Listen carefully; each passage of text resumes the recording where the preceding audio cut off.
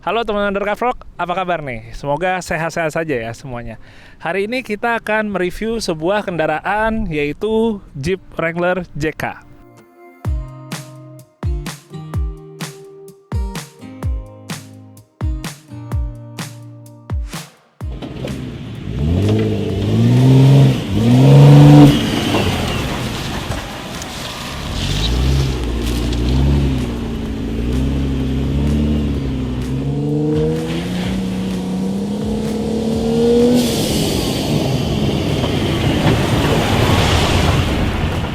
Jadi kalau kita ngomongin Jeep Wrangler, sebenarnya di Indonesia itu baru dikenal oleh orang umum setelah adanya yang generasi ketiga ini ya, atau yang generasi JK.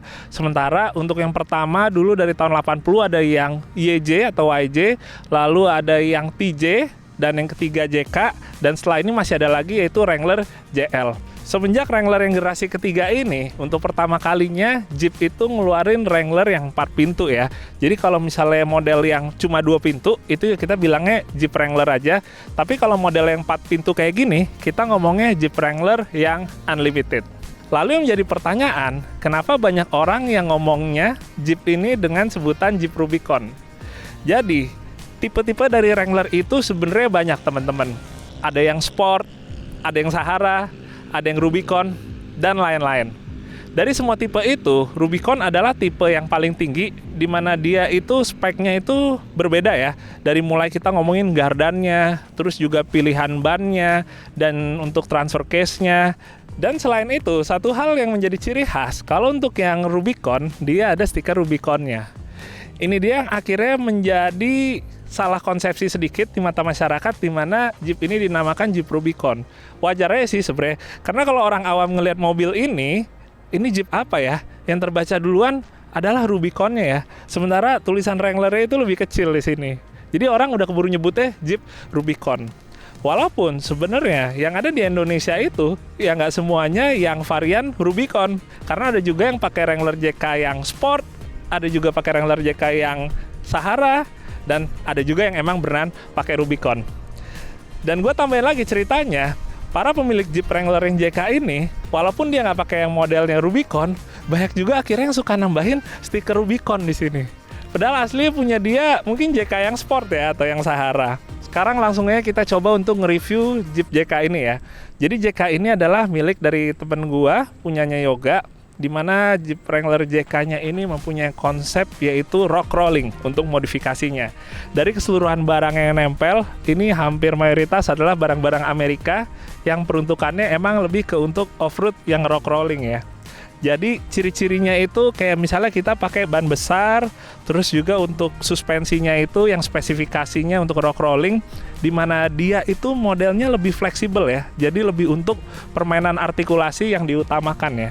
Jadi kalau kita ngomong untuk dipakai hariannya, untuk di aspalnya ya wajar-wajar aja. Kalau misalnya kita ngerasain mobilnya kok kayaknya limbung banget gitu ya, tapi itu masih diwajarin lah. Kebanyakan offroader juga nggak terlalu masalah ya, karena kita semua tahu kita mau pilih enak pas di offroad atau enak di onroad, karena hampir nggak bisa ya yang namanya kedua hal itu dua-duanya enak atau sempurna. Pilih salah satu. Dari bagian depannya yang pertama kali paling kelihatan mungkin kalau buat gua ada tambahan ya. Ini variasi. Sumpah gue bener nggak tertarik banget sama grill JK yang dianeh-anehin ya, yang mukanya dibikin kayak Angry Bird atau Darth Vader. Jadi gue sendiri juga nggak tahu ini namanya atau sejarahnya gimana untuk yang model variasi ini ya. Yang pasti selain itu yang udah diganti adalah untuk lampunya.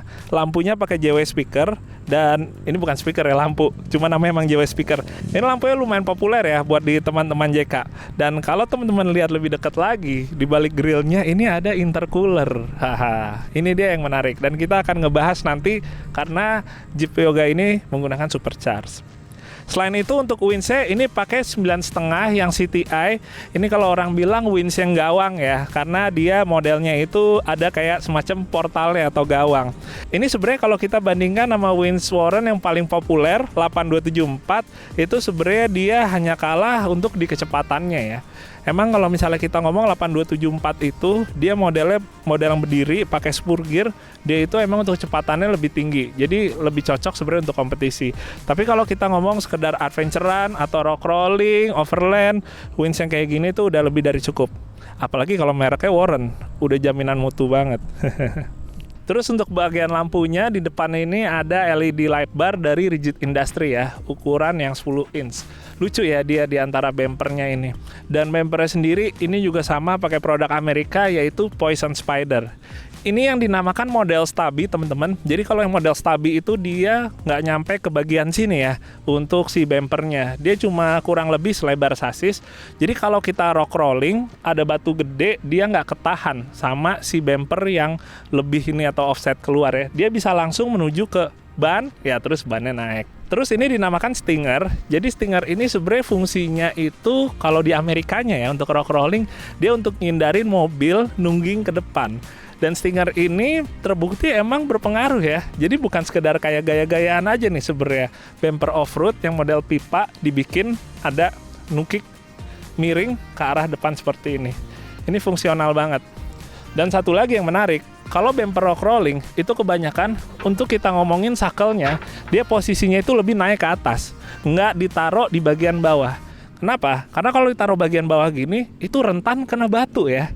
Kalau udah kena batu kejepit gitu, antara kita nggak bisa pakai si sakelnya, atau nggak hancur sakelnya jadi rusak gitu. Jadi dia posisinya kayak di Poison Spider ini, dia dibikin lebih tinggi ke atas. Dan untuk fog lamp tambahannya di sini, ini juga posisinya ke dalam banget. Lagi-lagi fungsinya sama supaya nggak sampai gampang kena batu dari depan. Selain di bagian depan tadi ternyata yang di atasnya juga masih ada lagi ya lampu Rigid Industry. Yang ini LED light bar-nya 50 inch untuk panjangnya. Dan dia bracketnya sangat menarik, nempel langsung ke frame mobilnya ya. Jadi kalau kita ngelihat sekilas tuh kayaknya emang terintegrasi gitu dengan baik. Asik bahasanya. Lanjut lagi, ini buat fender depan, fender belakang, terus juga untuk side stepnya ya, atau untuk side railnya, dan juga body armor nih, ini keluaran dari Poison Spider. Mungkin ada juga teman-teman yang pada penasaran juga, ini kenapa ya, kalau mobil Amerika tuh banyak yang dikasih armor ya, dikasih pelindung, body-bodinya tuh dilapisin lagi sama plat yang kayaknya bisa jadi sedikit aneh ya untuk orang yang nggak terlalu tahu gitu fungsinya. Tapi ini sebenarnya sesuai namanya body armor, ini adalah pelindung untuk body. Cuma kalau teman-teman ingat, kemarin gue sempet nge-review yang mobil Om Bobby itu, JK-nya itu dia pakai body armornya yang modelnya magnet ya. Itu ya enaknya kalau kita selesai off-road bisa dilepas. Kalau misalnya yang kayak gini, ya hampir pasti bakal ketempel terus ya, walaupun kita lagi nggak off-road. Berikutnya untuk ban. Salah satu ciri-ciri dari mobil rock rolling itu bannya besar. Dan kebanyakan pakai bannya tipe yang MT ya, nggak pakai yang ekstrim, karena ekstrim itu lebih cocok untuk dipakai untuk lumpur. Seperti di mobil yoga, ini pakai BF Goodrich yang MT ya, ini yang KM2, ukurannya 37, 12,5 dengan velg ring 17. Sementara untuk velgnya sendiri ini pakai trail ready, sama velg buatan Amerika juga. Dan salah satu ciri-ciri dari velg yang biasa dipakai rock rolling di Amerika itu bitlocknya tebel teman-teman. Ini kalau kita lihat ya, ringnya itu tebel banget. Biasanya kan cuma tipis gitu, tapi kalau ini tebel karena fungsinya dia sekaligus ngelindungin untuk bagian dalam velg ya, kayak misalnya baut-baut atau pentil. Jadi dengan model ringnya yang lebih tebel untuk bitlocknya, batu tuh semakin jarang mengenai ke bagian dalam velgnya. Itu dia makanya kebanyakan model rock rolling kayak gini nih. Tapi keren sih. Begitu ke bagian belakang ternyata lebih simpel ya. Ini cuma ada lanjutan dari body armor tadi yang dari samping, yang Poison Spider, dan bumper belakang juga sama. Ini pakai Poison Spider juga. Dia emang nggak ada untuk wings belakangnya, karena emang kalau kita ngomong rock rolling itu lebih jarang yang pakai wings belakang ya, ketimbang yang pada pakai untuk adventure. Jadi bumpernya termasuk simple, dan kalau kita lihat ke dalam, bismillah. Oke, ada audionya soalnya. Ini pakai Rockford Fosgate. Aneh kalau gue bahas audio, jadi gue skip aja langsung. Di sini ada yang namanya power tank. Ini adalah tabung untuk ngisi angin, dan anginnya bisa macam-macam yang kita isi ya. Dari mulai angin untuk nitro di ban, terus juga untuk air locker juga bisa. Terus yang biasanya dipakai ya ini ya untuk kebutuhan suspensi ya, karena kita tahu suspensi itu kan nitronya bisa di setel mau berapa PSI, itu bisa dipasok dari si power tank ini. Dan di sebelah kirinya ini ada tabung pemadam ya atau APAR ya. Yang gue suka ini mereknya juga Poison Spider ya. Keren sih dari warnanya yang modelnya warna metal gini, terus dia ada bracketnya dari Velcro ya. Ini Poison Spider juga, jadi lebih kelihatan Amerika banget nih. Tapi agak melorot dikit ya. Oke, sekarang saatnya kita untuk ngebahas mesin. Tapi sebelumnya gue pengen ngasih tauin dulu mesin-mesin yang ada di Jeep JK ya teman-teman. Jadi di tahun 2007 pas JK ini keluar itu pakai mesin EGH ya, nama tipenya dengan cc 3800. Sementara setelah tahun 2012 dan termasuk ini ya, karena ini tahun 2015, itu sudah menggunakan mesin yang baru yaitu mesin Pentastar 3600 cc. Tapi selain dua mesin bensin itu, JK itu ternyata juga ada satu pilihan mesin yang diesel ya, keluaran dari Italia yaitu VM Motori dengan cc 2800. Kalau kita ngomongin untuk output tenaganya, jadi di mesin yang EGH itu menghasilkan 202 HP dan 321 Nm. Mesin Pentastar 285 HP dan 352 Nm. Sementara yang mesin VM Motori itu menghasilkan 170 HP dan torsi 400 Nm. Sekarang kalau kita ngobrolin mesin yang di JK-nya Yoga, ini karena tahun 2015 jadi udah pakai yang Pentastar 3600. Tapi yang gue suka di mobil ini udah ditambahin supercharger ya. Dan kalau gue boleh tambahin sedikit info dulu tentang supercharger. Jadi supercharger itu singkatnya bekerjanya sama kayak turbo ya. Dia itu untuk memberikan force induction atau tekanan udara paksa secara berlebih ke dalam mesin, yang akhirnya bisa ningkatin untuk tenaga mesin. Tapi kalau supercharger, dia bedanya itu yang menggerakkan untuk turbinnya itu menggunakan belt ya. Jadi digerakkan oleh mesin. Sementara kalau turbo itu dari dorongan gas buang. Jadi kalau kita ngomong supercharger, lebih cocok nggak nih buat off-road? Kalau di Amerika, untuk mobil-mobil yang cc gede, itu kebanyakan emang lebih menggunakan supercharger dibandingkan turbo.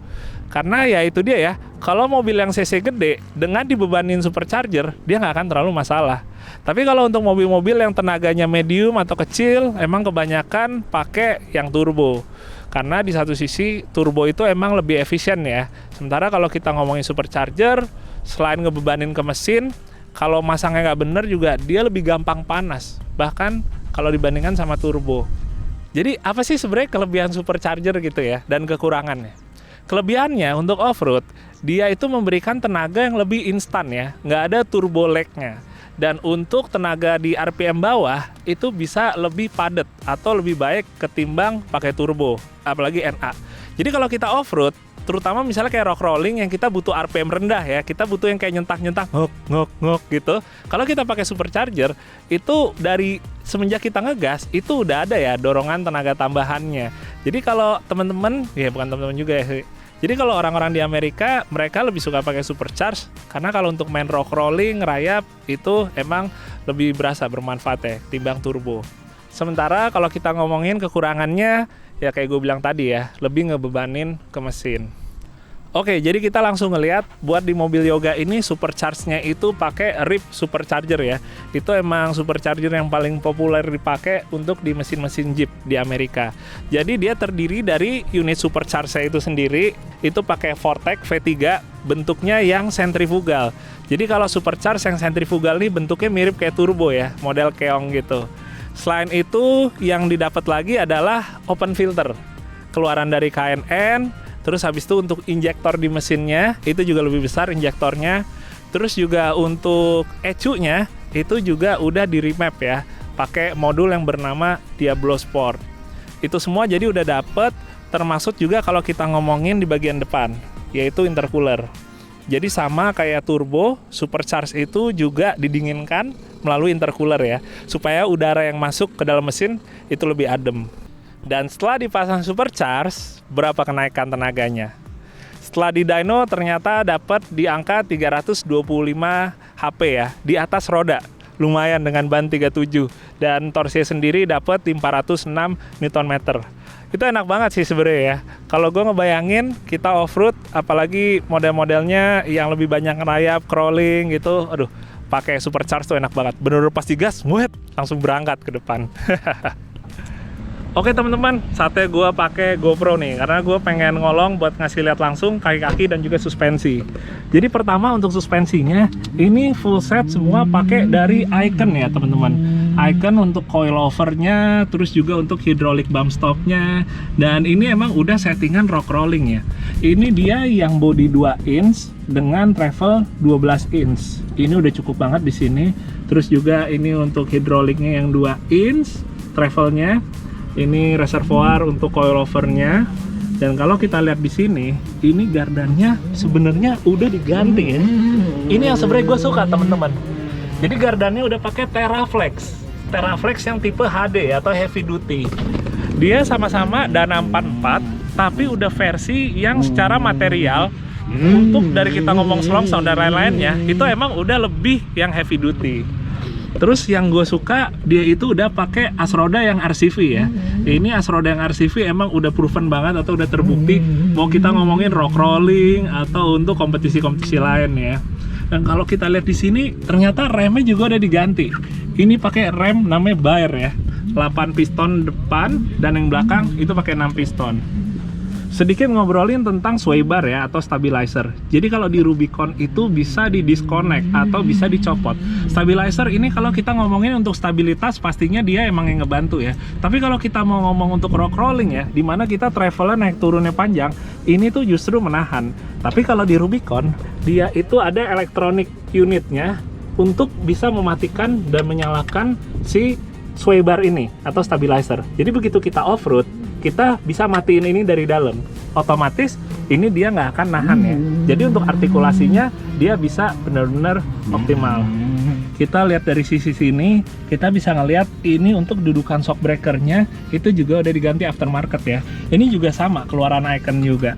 Jadi di Amerika itu banyak yang bentuknya udah kit. Jadi orang kurang lebih bisa masang sendiri di rumah. Tapi gua nggak tahu nih, kayaknya nggak mungkin Yoga yang masang langsung ya. Dan di bawahnya lagi, ini untuk armnya udah diganti yang long arm ya. Dia lebih panjang, keluaran dari Poison Spider. Dimana kalau kita pakainya udah untuk kayak rock rolling gitu, kita butuh armnya emang yang lebih panjang dari bawaannya. Kalau kita ngeliat ke bagian yang belakang sekarang, ini dia yang beda. Tadi yang depan kan pakai TerraFlex HD, yang belakang ini udah diganti pakai gardan dari Kuri. Ini gardan gokil sih. Gue nggak ngomongin mahalnya ya, tapi dia emang salah satu gardan yang paling badak untuk dipakai kompetisi rock rolling di Amerika. Kalau kita lihat lebih ke samping lagi, dia tuh modelnya kayak miring ke depan gitu ya si bonggolnya. Jadi ini gunanya untuk clearance ya teman-teman. Jadi dengan ditidurin seperti ini, bagian bawahnya ini relatif lebih rata lagi. Jadi kalau teman-teman lihat dari sana, kalau ada batu yang nabrak ke sini, dia tuh kayak searah gitu ya, nggak ada yang nahan gitu. Soalnya dia sudutnya halus. Dan bawahnya ditambahin ada plastiknya lagi nih, plastik keras yang bahannya tuh kayak apa ya, kayak PE gitu ya, untuk bantu nge-slide ya, atau ngegeser batu di bagian bawah. Ini gokil banget. Dan terus kalau kita geser lagi ke samping, buat suspensinya dia konstruksinya tetap sama, bentukannya kayak yang bawaan asli ya, tidur seperti ini. Tapi karena dia itu udah diganti coilover yang panjang, dudukannya juga diganti lagi. Sama ini juga dikeluarin dari Icon juga ya. Kalau kita lihat ke atas juga dia udah pakai kitnya lagi, jadi udah bukan bawaan standarnya lagi. Dan buat tambahan info, di gardan ini tuh sebenarnya udah jadi satu paket ya dari sana. Kita nggak perlu ganti lagi untuk as roda di dalam, atau nggak juga kayak ujungnya itu emang udah ada bawaan disc brake-nya ya. Jadi udah sekaligus ke upgrade untuk disc brake-nya. Dan satu lagi, di dalam sini baik belakang maupun depan itu dipakein locker ARB. Jadi begitu kita udah masuk ke aspal, udah bisa dimatiin langsung. Assalamualaikum. Oke, begitu kita ke dalam, kita ngelihat buat interiornya semuanya masih tetap stoknya untuk Rubicon ya. Yang paling ketara jelas itu adanya roll cage ya, atau roll bar kadang-kadang orang suka sebut. Ini untuk roll cage-nya itu keluaran dari Poison Spider ya. Jadi dia adalah barang aftermarket ya, bukan custom yang bikin di Indonesia. Dia itu modelnya itu 8 titik, jadi belakang itu 2, terus di samping kursi penumpang itu ada 2, terus di pilar B ini ada 2, dan yang terakhir untuk di frame kaca depan itu ada 2. Dan ini modelnya nggak berhenti sampai sini, dia tetap berlanjut lagi di sampingnya sini ya, berubah jadi bentuk plat pipi, terus ke bawah sampai menuju ke lantai ya. Ini emang roll cage-nya buatan Poison Spider, dia itu bisa di knockdown ya, alias bisa dicopot. Jadi kalau kita emang nanti bosen atau mau dijual apa gimana, kita bisa tinggal nyopot aja untuk roll cage-nya. Ya oke, paling selain itu sih sebenarnya sih nggak ada yang diubah terlalu gimana banget ya teman-teman. Paling kayak misalnya di depan gua, ini ada panel untuk kita ngomongin misalnya AirB air locker. Ini kan pakai air locker depan belakang. Jadi aktifin dulu kompresornya. Kompresornya tadi posisinya kan ada di bagian depan ya. Jadi enak, nggak berisik karena dari dalam kap mesin. Terus nyalain yang depannya yang ini, sementara untuk belakang ini. Kalau yang lain-lain ini untuk lampu ya, untuk lampu LED light bar-nya. Sementara kalau bagian lainnya ya mungkin teman-teman juga udah pada tahu ya, ngelihat dari yang mobil standarnya kan udah tahu ada apa aja. Tapi gue pengen kasih tambahan untuk transfer case ya teman-teman. Jadi transfer case di Rubicon ini ya, untuk yang di varian Rubicon dia itu beda ya. Dia itu lebih low 4:1 dan dinamakan Rock Track. Jadi beda sama tipe-tipe JK yang sport atau yang Sahara ya, atau jenis lainnya. Dimana ya singkatnya, untuk yang di Rubicon ini dia satu-satunya transfer case yang lebih proven ya, lebih cocok untuk digunakan rock rolling atau off-road jenis lainnya. Oke teman-teman, sekian dulu untuk review Jeep JK milik dari Yoga ini. Gue penasaran buat nyobain superchargernya sekarang. Dan jangan lupa teman-teman, gue ingin mengucapkan terima kasih banyak juga untuk kalian yang udah nonton, karena kalian juga ikut beramal, dimana insya Allah seluruh penghasilan dari YouTube gue di bulan puasa ini akan gue sumbangkan ke orang yang kurang mampu. Oke, sekian, sampai ketemu ya. Sehat-sehat semua. Dadah, Assalamualaikum.